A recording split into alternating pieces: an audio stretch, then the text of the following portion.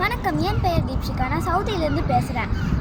எனக்கு வெண்பலி வந்தபோது நான் பதறி போயிட்டேன். நான் மட்டும் இல்லை, என் குடும்பமே ஆடி போயிடுச்சு. அது என்னென்னு முழுசாக தெரிஞ்சுக்கிறதுக்கு முன்னாடி என் உடம்புல நிறைய இடத்துக்கு பரவிடுச்சு.